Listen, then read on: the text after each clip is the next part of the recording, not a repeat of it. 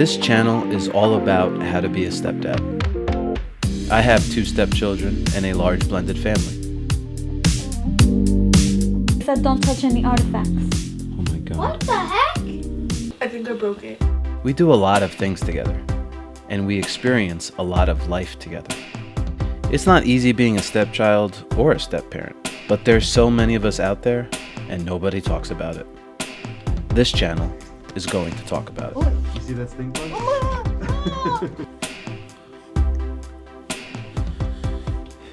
This is day 1 of stay-at-home dad.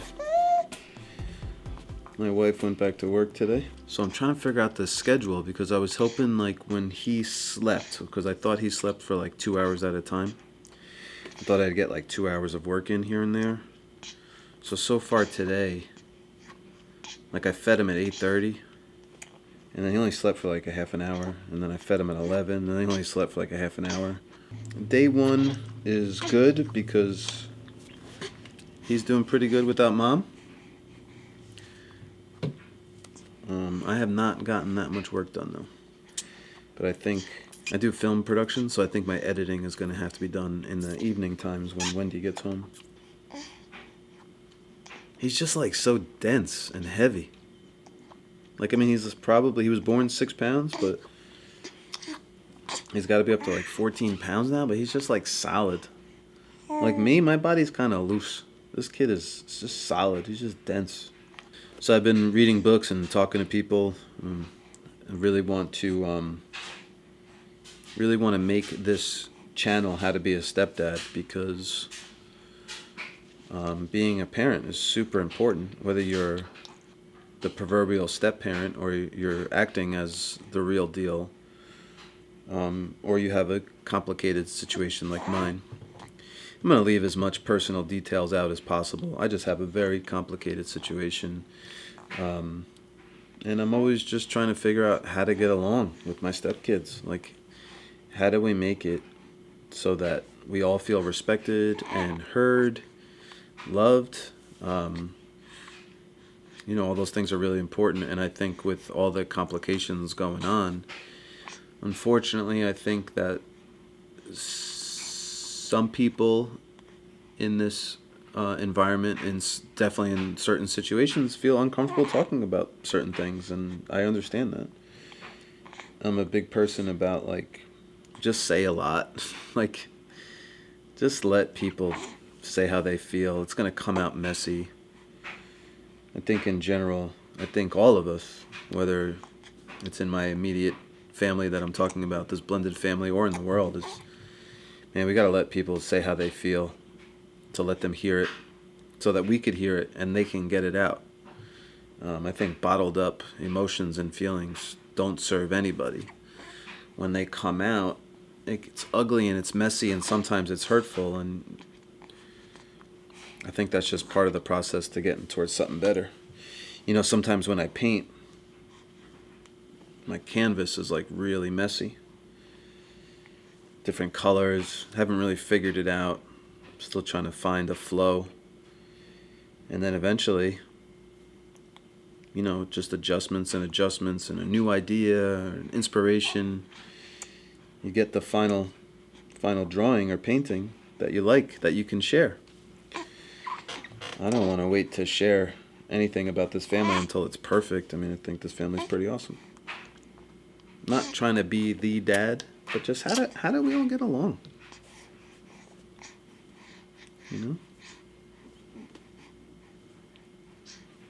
As a kid, no matter what house you're in, whether you're with your biological parent, you're with step-parents, kids should just feel safe, number one, in the environment that they grow up in. The adult in the house should be fostering a loving environment and a supportive environment. At the same time, also enforcing rules and expectations, because those are still important. Oh, that was a poopy. And I think that's the struggle of a step-parent. Any step-parents listening, that when it comes time to enforcing a house rule, I'll just leave it simple as a house rule. Sometimes it could be manners. Sometimes it could be, just acting cordial. Sometimes it could be, if you have a stepchild who's going back and forth between homes. Sometimes, it's just important, or you try to enforce the fact that it's boundaries, It's as simple as that. And it's hard for a step-parent. I'm sure a lot of step-parents watching will, if you're talking to the biological parent and, you ask them. Sometimes what we do as step-parents is we ask the biological parent to ask the kid to do something. And a lot of times the biological parent will say, why don't you ask him?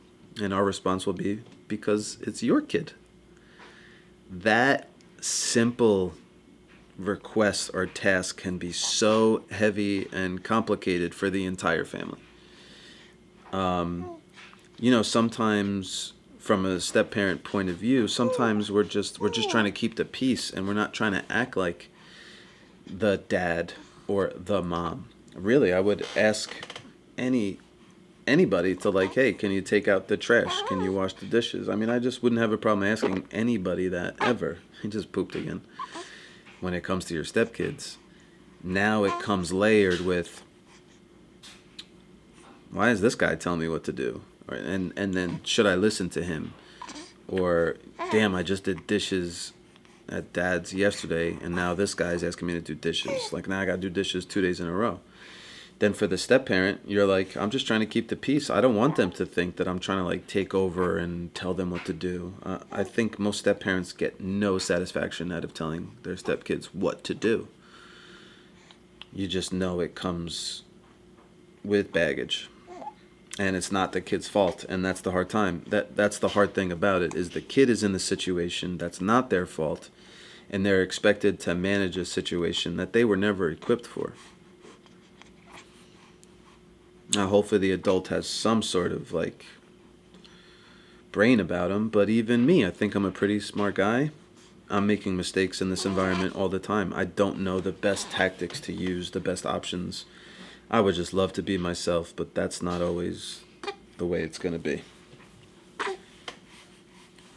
So, we struggle, and that's kind of why I want to launch this channel, because, man, I can't be the only one.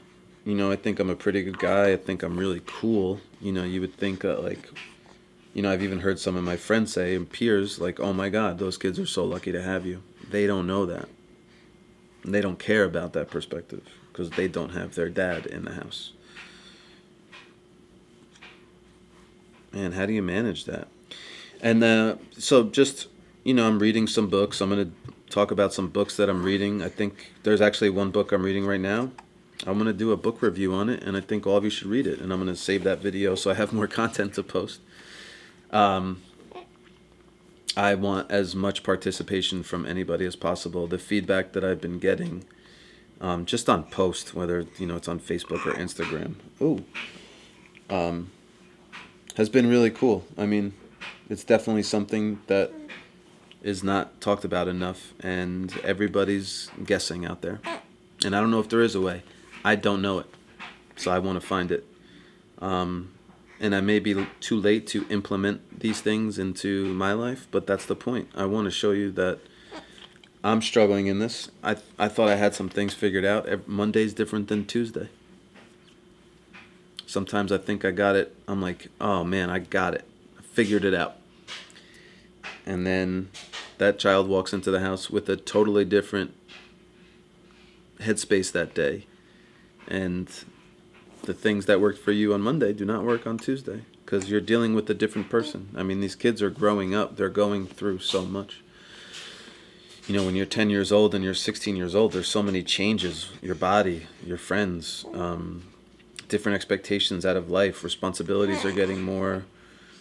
Man, there's just a lot going on. And I think the last thing they need is just a complication at home. Home is the place you're supposed to feel safe.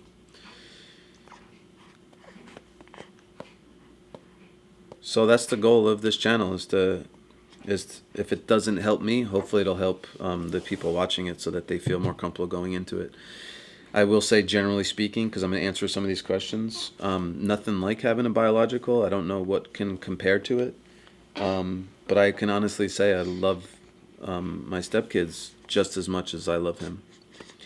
And his birth was kind of part of the genesis of this happening, because